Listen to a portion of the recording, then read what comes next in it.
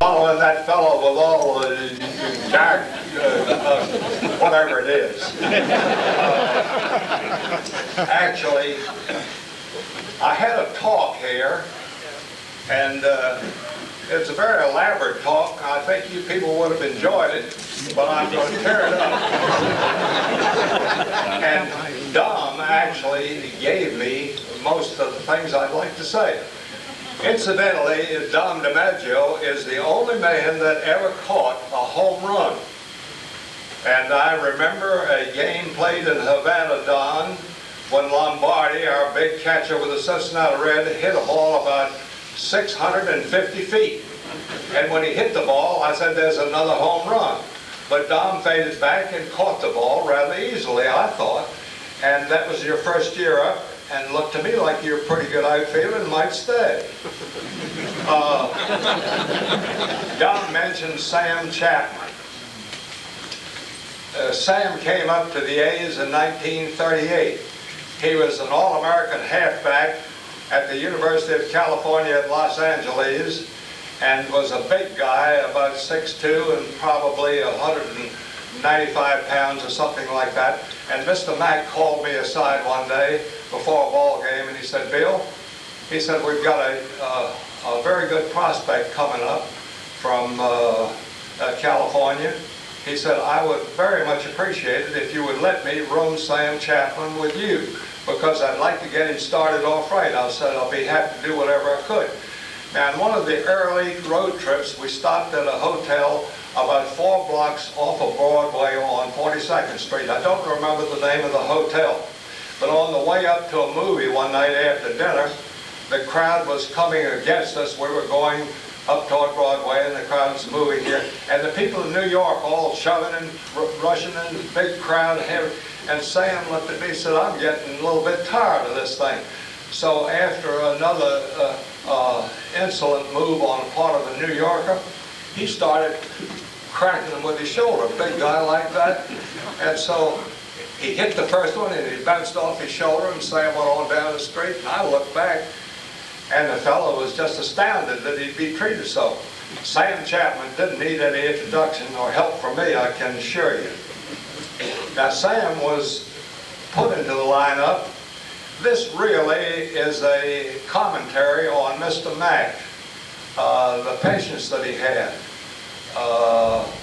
Sam, in a ball game in Cleveland, got his feet tangled up in center field, and the ball fell safely, and 2 or 3 runs scored, and Harry Kelly was the pitcher, and he had done his apprenticeship in the minor leagues and deserved better than Sam was able to give him at that particular time.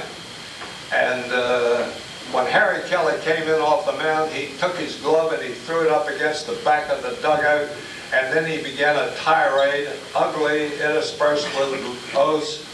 And Mr. Mack sat there very patiently until he just burned himself out. Some managers might have fined him $5 or $100 or $25 in those days.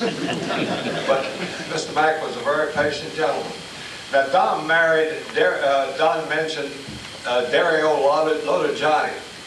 Dario Lodajani didn't play long in the major leagues. Nice little fellow. Everybody liked him. He was in spring training in Lake Charles, Louisiana, with the A's. And on the way north, he had won a spot on the ball club at second base. Nice little fellow. Well, we played an exhibition game in Jersey City, and we were going over to Rockefeller Center to see a movie. And Dario said, can I go along? There's a place right there for you, sir. Would you like me to start over?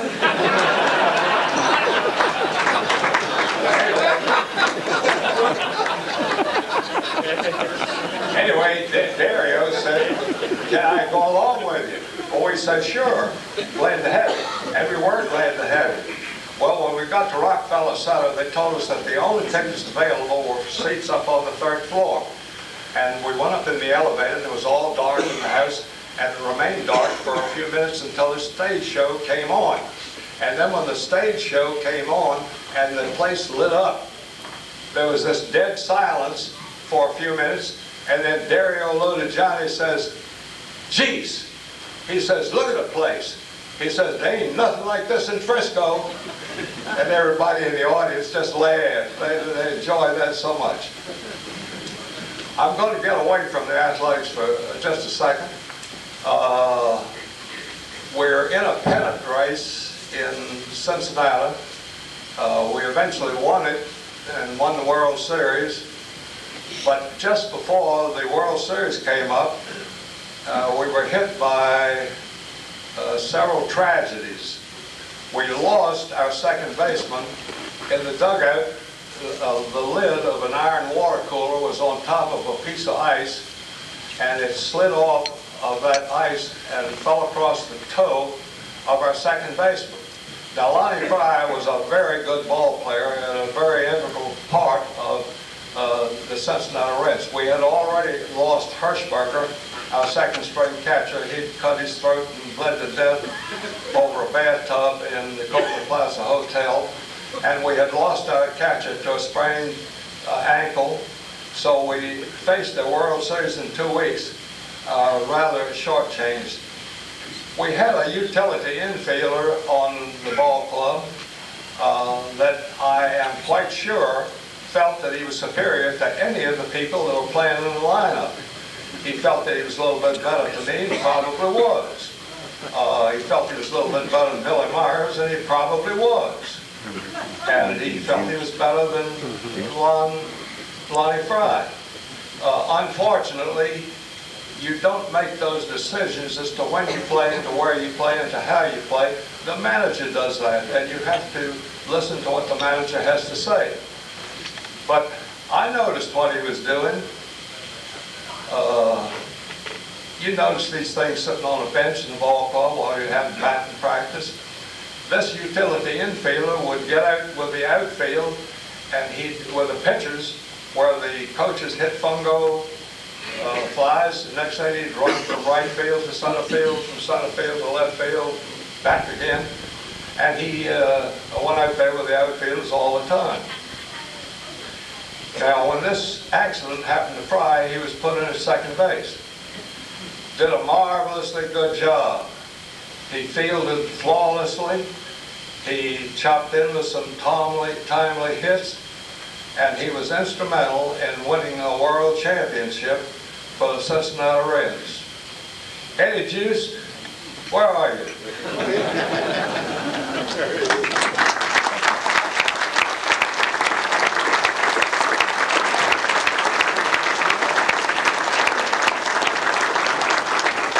Eddie Juice, you didn't know I was watching you.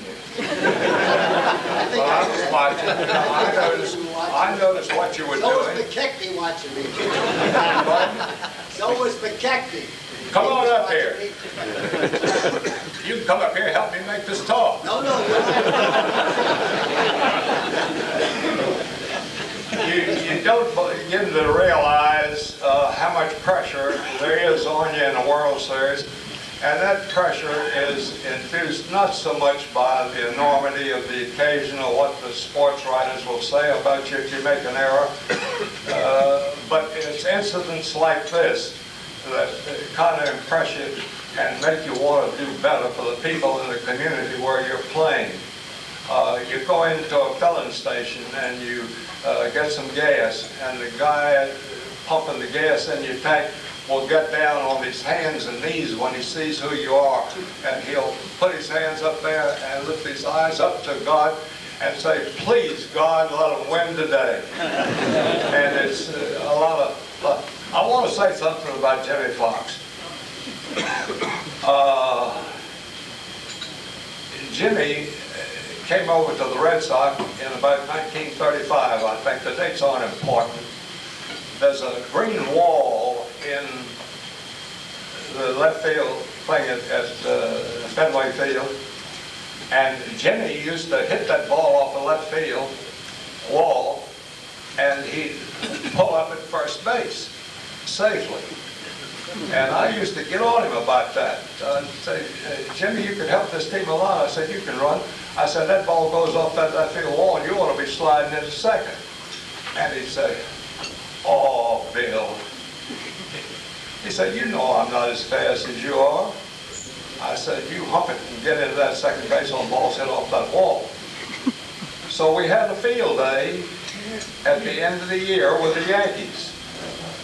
And the first prize in a 100-yard dash is $100. Now, $100 today, I'd beat my wife for. Today, you'd probably use it for tip money. Anyhow, the fellow said, on your mark, get set, and when I was off. I stole about 3 yards. And when the gun went off, I thought I'd hear a second shot to bring me back. Now, there's some pretty good fellows running in that race. Fox and Skinny Graham and Dusty Cook, I picked for Boston, and Sam Chapman and Jake Powell and Sam Bird and all these fellows could run. Chapman in particular. So about 85 yards, I felt a body coming up on me, and I thought it was Sam Chapman, Jimmy Fox. And he pocketed the $100. From that point on, I didn't think I was as fast as I previously had. I want to say a word or two about Lefty Grove. Now, I didn't have the same reactions that you did, John. Oh, you threatened to hit me in the nose one day. Do you remember that? Well, how about that? He threatened to hit me in the nose. I politely declined. Anyway, what was I talking about? Lefty Grove?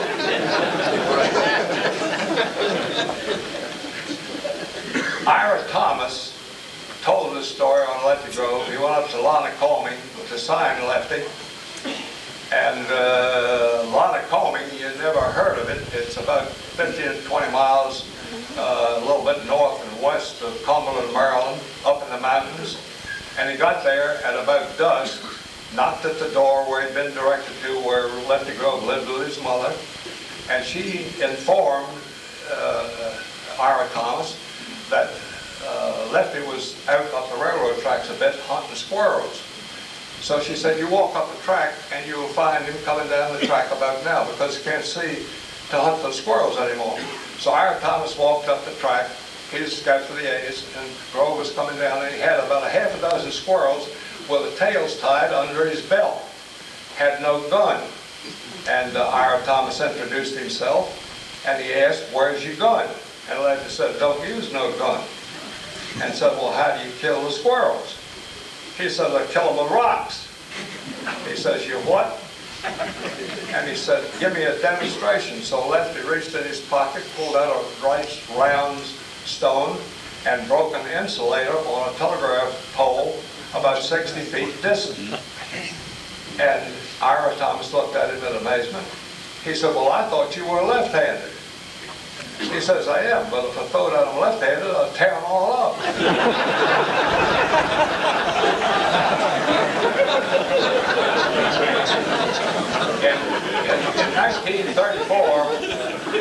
In 1934, in spring training, Lefty Grove couldn't pitch.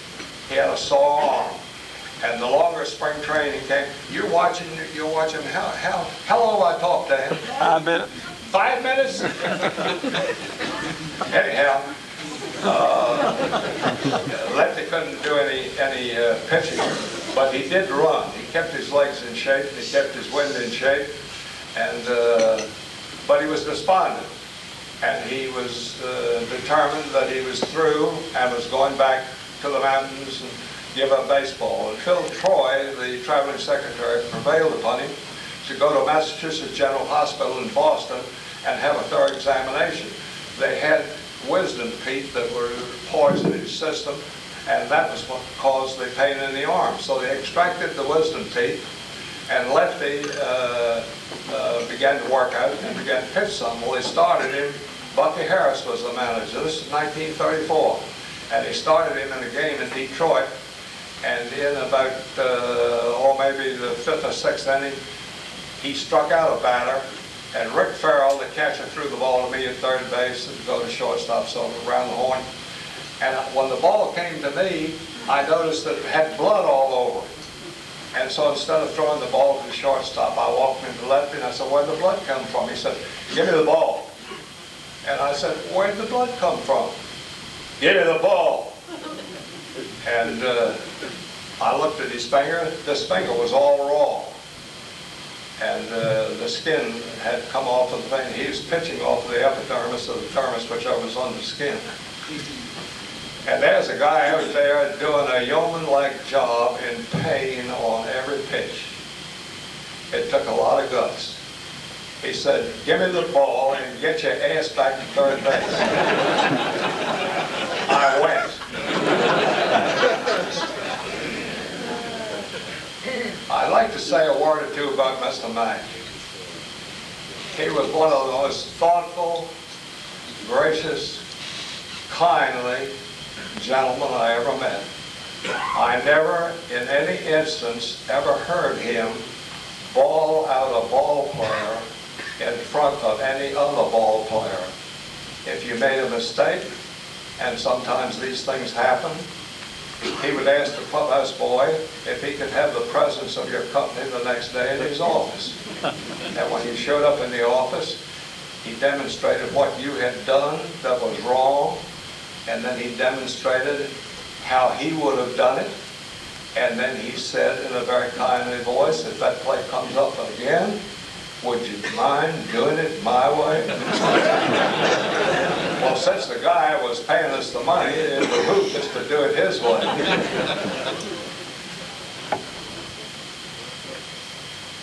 Did I tear up this speech? I wish I hadn't now. How long have I talked, Dan? In any event, I was filled this job with great trepidation. You are an excellent demonstrator for your words, but you made one bad error. When you demonstrated how Ted Williams got up, you had your two hands together, right hand. Ted Williams was left-handed.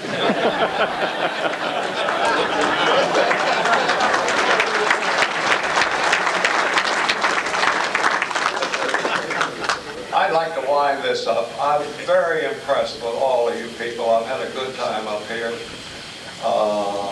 I've had so many autographs, and I appreciate people asking me to autograph.